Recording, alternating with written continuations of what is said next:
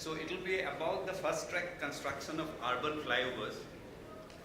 That is one. Say in the morning session we have heard mostly about the railways, the use of steel in railways. So now we will be talking on the first track construction of urban flyovers using steel. So that that basically it will be like talking of flyovers which can be constructed say within 100 days in a city. Yeah.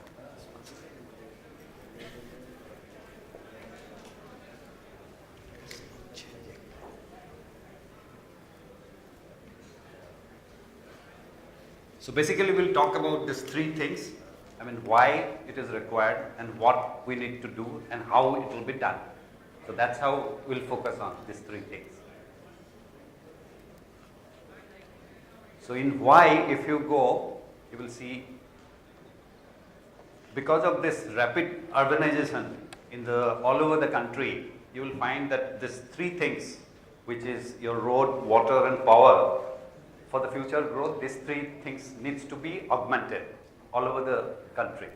And for that, the transportation sector is one of the key elements where we need to focus.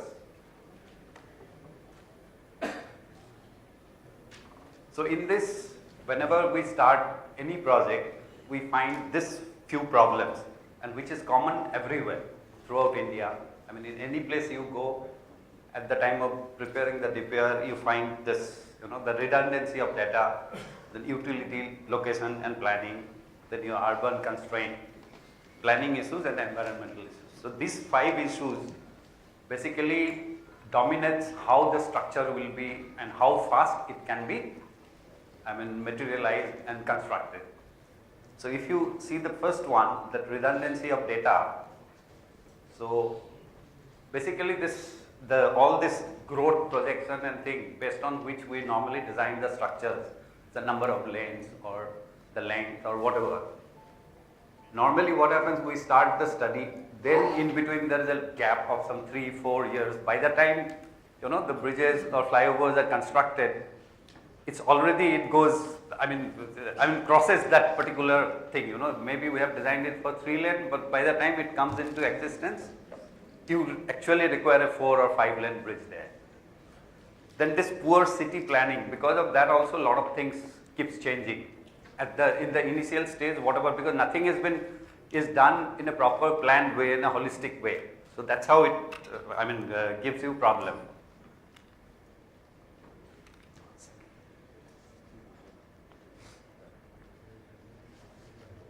So in utilities is the main issue, another one. So in that, what happens, we never could locate, the data, where the pipelines are running, or maybe the department says, yes, it is here, but we don't know exactly at what depth. So only once we start digging, then only we come to know what is there below. So that gives problem. And the main problem in this was that the resistance to change, basically the inertia in the department or with everybody. Because of that, nothing moves. So until and unless that inertia is overcome, so things never moves. Because people, as soon as you go to somebody, there is a pipeline, they will say, no, it will take maybe, just like that, a figure will come, maybe some 30 crore will be required to shift. So like that, again, then this financial constraint and thing happens. So finally, it takes a lot of time. So we'll just show you a few of the case studies which are from Mumbai itself. These were some flyovers on Ambedkar Road in Mumbai, some 4 flyovers. So in that, while starting the project, while starting the foundation work, what kind of things we have encountered. So these are the 4 in the same highway, basically. Now if you see, these are the utilities. Once you start digging, you find all kind of utilities there.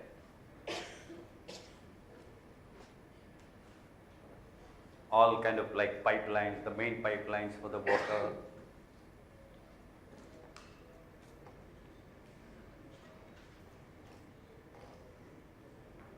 So finally, what we had to do in certain cases, like we couldn't really design the foundation at the required location, maybe the piles. So it was asked to the contractor or the design and build contract, you start digging the piles wherever you find space.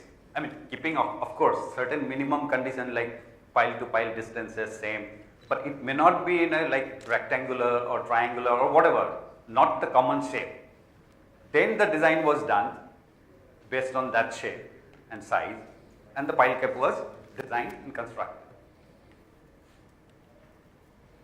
Then again all this encasing of those pipelines. So finally, I mean that pile cap was done. Here also you can see the shape is again a triangular kind of shape. Then this is another structure in Mumbai, the Grant Road Skywalk. So when it was kind of that for the foundation, for the piles, when it was opened up, then they could look at certain drains, maybe you can just see there are some brick drains also, which were like constructed by British those days, but nobody was aware. And still, I mean, the water was flowing in that. Although it got narrowed, it got at places, it got kind of restricted, but it was working, which were not known to anybody until and unless we started opening up. Again, the same thing, all the pipelines and thing, encasing of them. So on the water mains, all this MS sleeves and things were put so that it doesn't get damaged. And finally, the pile cap, the pylon pile cap was done. And this is the pylon coming up. This is finally the structure. So below, I mean, even today when you maybe go on that, so I mean, a lot of water will be flowing below through the foundation. Then comes the planning issues, So in that, what happens? The budgetary requirement and the financial requirement, whatever comes, a lot of restriction comes there. So we may initial stage we design and we come with certain budget for the project, but the government doesn't have that much fund. So what happens finally? They say, "Nay, maybe cut down in this, maybe the slope and all this thing to cut down the length." So finally, what happens? It gives you a piecemeal solution. It doesn't come to the proper technical solution in lot of places because they can't acquire the land on time. Maybe they will say, "Okay, do this part later." That time also gets over because they can't acquire the land. So finally, okay, you finish it here. In that kind of structures also has happened in a lot of places. Then of course the environmental issues, you are aware, the tree cutting, then of course the local people get disturbed for that, then the noise pollution, visual pollution, then again during festival time, your thing gets again slowed down because of these things. These are the issues. So now basically this is what happens while doing the flyovers, and normally what happens in our country so far, like any flyover or anything, normally the period given to the contractor is say 24 months, 18 months or 30 months, something like that. State to state it varies. I mean, even without depending how big is the structure. So now this government has a circular coming up where they say we should finish a flyover in urban places within 100 days. But for doing in 100 days, definitely it will not be possible with concrete structure. So in that, we'll have to look for other option like steel.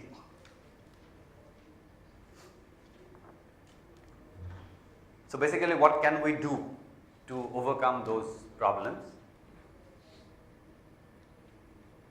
So basically, we need to build sustainable structures, infrastructure, which should be modular. So basically, we'll work somewhere else, prefabricated, we'll bring it and install it. And also it should be dismantleable, because in certain cases we are finding even here, like we built a flyover some 6 years back, now we have dismantled it because of some other reasons. Other infrastructure has to come, metro has to come, this has to come, I mean so many things. Because of that, again we need to dismantle. So that also, if the structure itself itself should be such so that we can dismantle it also quickly. Then modifiable, of course, maybe adding another lane or another arm. So it should be in that way we have to build the infrastructure. Basically we need to design it that way, and for that definitely steel will be a better option. It will have more versatility.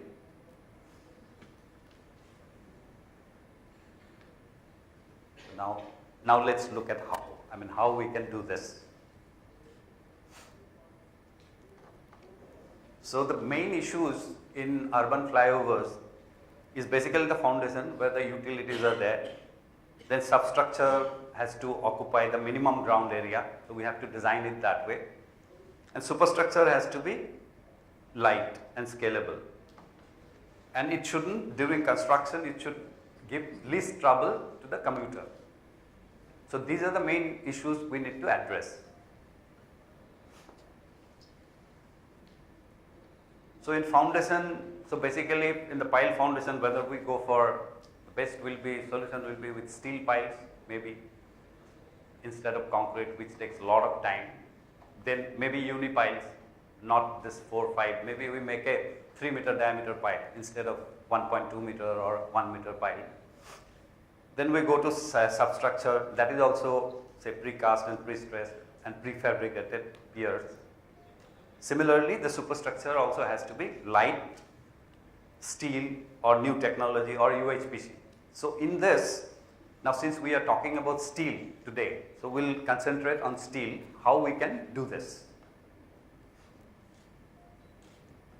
So I will just show you some animated videos that was purely on steel. So in Qatar, they had one, suddenly they wanted to build some infrastructure, basically some flyovers in the city, because they were having one international games in their city. And the condition was the flyovers will have to be built in 100 days. And not only that, once that entire event is over, they want to remove the entire thing. They don't want it there. Okay, only for that event they wanted to build. And the criteria was that contractor need to give his kind of, the presentation showing how he is going to do it. So once they get convinced, yes, he can do it in 100 days and remove it in 10 days. Okay. So then only they were going for the rest of the thing, financials and other things, whether to take this person on board. So in fact, we were also kind of associated with one contractor, but finally he couldn't get it because of the financials. But initial things were like, it went through. They were convinced if they can do it. So let me show you these videos. These are all kind of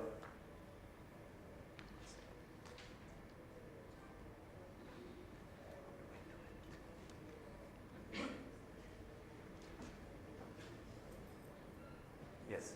See, this is the area where they wanted the flyover to come up. This is a regular junction there.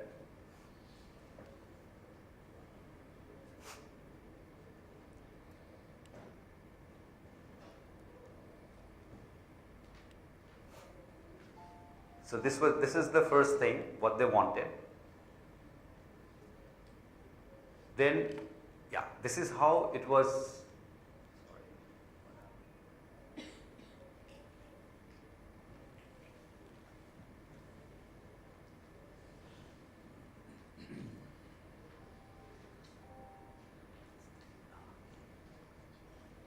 So this is how it was planned.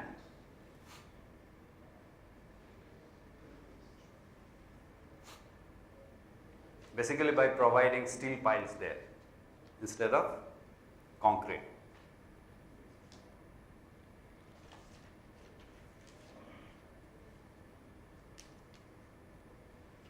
Then the next part.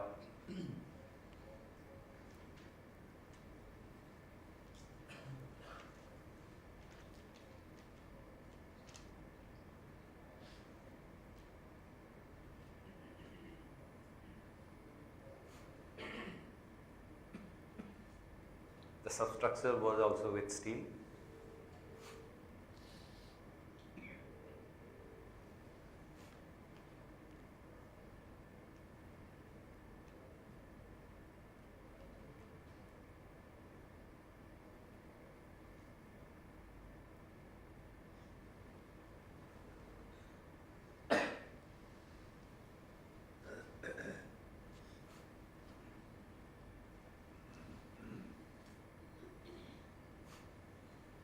then starts the superstructure.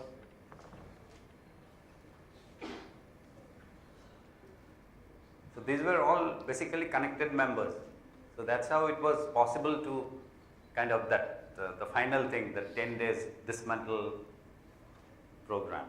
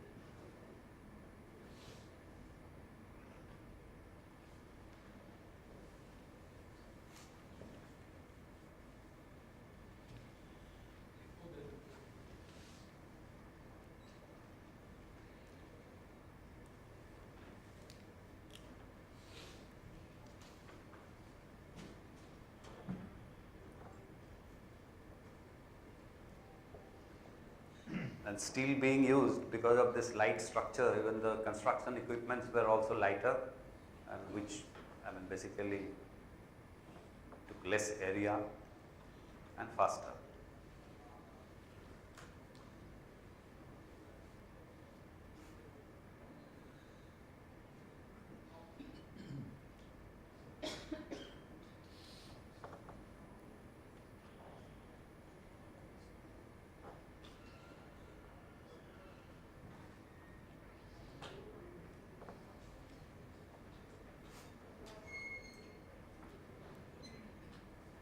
And finally, these were constructed in some 90 days. That's what we could find out.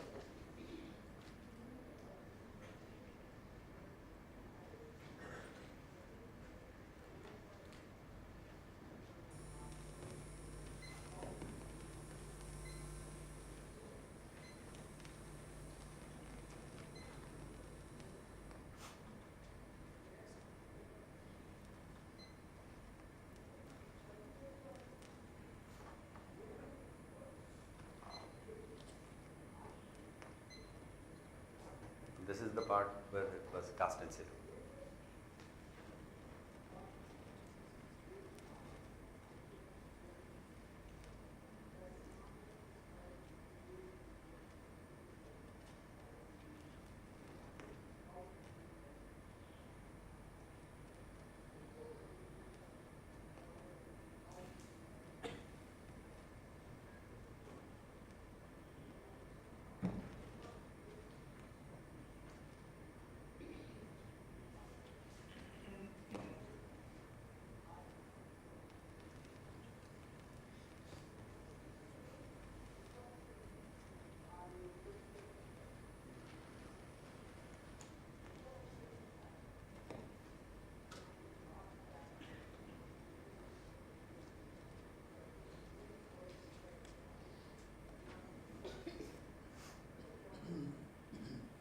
Finally, the finishing works were done.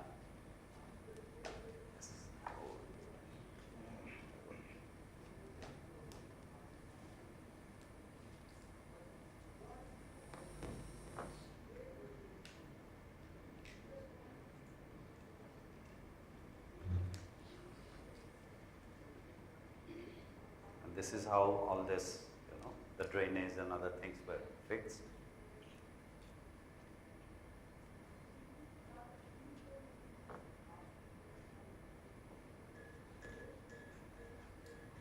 So basically the idea is like we need to do faster construction, so we need to make some changes in our approach and methodology of the construction, and maybe that will be possible if we use steel. That's about it. Thank you.